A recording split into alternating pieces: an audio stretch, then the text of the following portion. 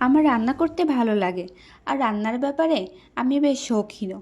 আমি সবসময় এমন রেসিপি করার ট্রাই করি যেটা করতে সময়ও কম লাগবে এবং খেতেও হবে সুস্বাদু।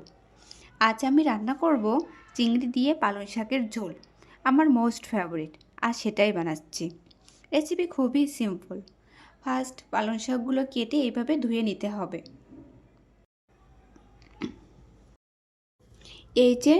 এইভাবে আমি চিংড়িগুলো কেটে ধুয়ে পরিষ্কার করে নিয়েছি।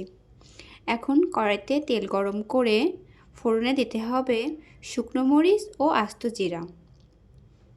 একটু নেড়েচেড়ে নিয়ে রসুন কুচিগুলো দিয়ে দিলাম। একটু ব্রাউনি ব্রাউনি টাইপের কালার আসলে তখন পেঁয়াজ কুচিগুলো দিতে হবে। এবার একটু নেড়েচেড়ে নিয়ে আলু স্লাইডগুলো দিয়ে আর একটু ভাজা ভাজা করতে হবে।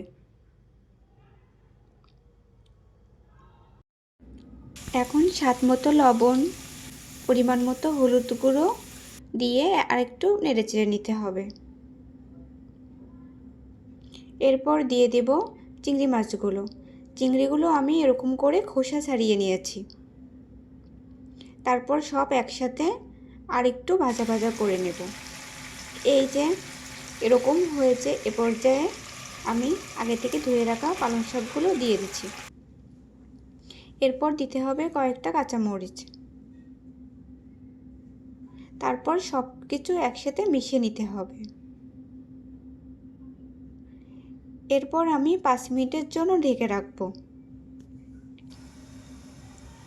এই তো ফিরে এলাম 5 মিনিট পরে। আমার কষানো হয়ে গেছে, তেল উঠে গেছে। এখন জল দিয়ে দেব। এই 1 কাপ মতো জল দিয়েছি। বেশি জল দেওয়া যাবে না, কারণ পালং শাকে বেশি ঝোল থাকলে খেতে ভালো লাগবে না। এ পর্যায়ে আমি একটু চিনি দিয়ে দিয়েছি স্বাদের জন্য, আপনারা চাইলে নাও দিতে পারেন। হয়ে গেছে আমার দারুণ স্বাদের চিংড়ি দিয়ে পালং শাকের ঝোল।